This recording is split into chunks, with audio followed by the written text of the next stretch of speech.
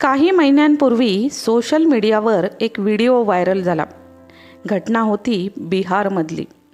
घटना अशी होती की बिहारमध्ये राहणाऱ्या प्रियादास नावाच्या मुलीने मनुस्मृती ग्रंथ जाळला व त्यावर सिगरेट पेटवली, ओढत बसली। एवढंच नाही तर तिने मनुस्मृती चुलीत घातली व त्यावर मांसाहार शिजवला।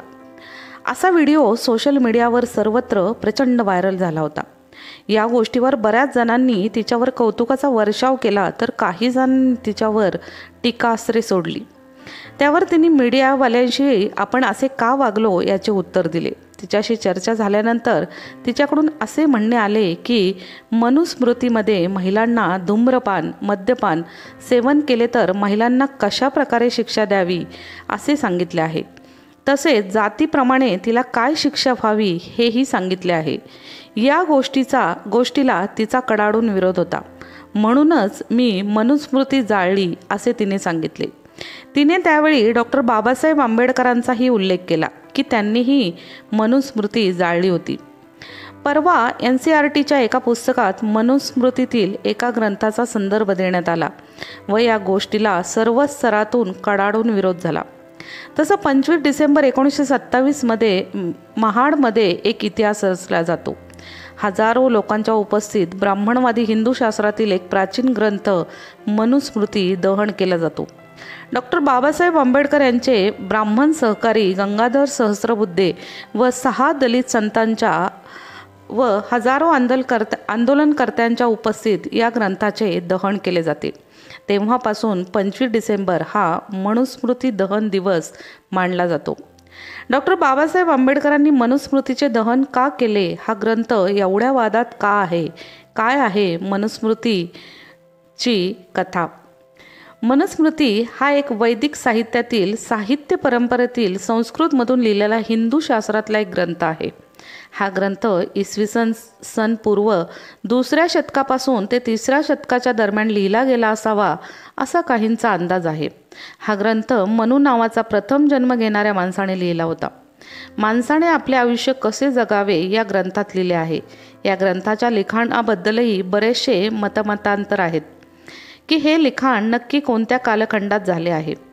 यात विविध जाती धर्म वर्णातील स्त्री पुरुषांनी त्यांचे सामाजिक आयुष्य कसं जगावं हे या ग्रंथात लिहिण्यात आलं आहे। त्याचे काही नियम घालून देण्यात आले आहेत। त्यात व्यक्तीच्या जीवनातील वेगवेगळ्या टप्प्यातील सामाजिक कर्तव्ये लिहिली आहेत। त्यात विविध जातीतील स्त्री पुरुषांशी लग्न करण्याची पद्धत, लैंगिक संबंध ठेवण्याचे नियम याचा समावेश केला आहे। त्यात राजाने राज्य कसे करावे, चालवावे कसे, शिक्षा कशी द्यावी, कर कसे गोळा करावेत, राज्यातील सामाजिक आर्थिक गणिते कसे सोडवावीत, यात कोणत्या सुधारणा कराव्यात याबद्दल नियम सांगण्यात आले आहेत। मनुस्मृती ग्रंथाला कालांतराने मान्यता देण्यात आली। इंग्रजांच्या राजवटीत हा ग्रंथाला कायद्याचा प्रमुख संदर्भ किंवा स्रोत मानला गेला।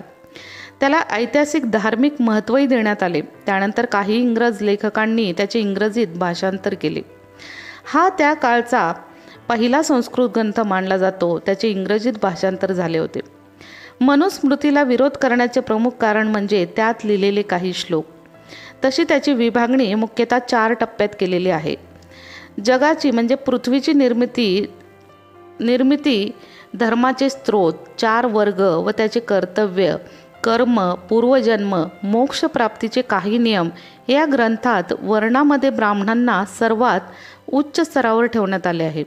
त्यानंतर क्षत्रिय, वैश्य, शेवटी शूद्र लोकांना स्थान देण्यात आले आहे। त्याचबरोबर स्त्रियांनाही पुरुषांपेक्षा दुय्यम दर्जा देण्यात आलेला आहे असे लिखाण यात करण्यात आलेले आहे। मनुस्मृती हिंदूंना त्याच्या धर्माची तत्त्वे शिकवण्याचे काम करते।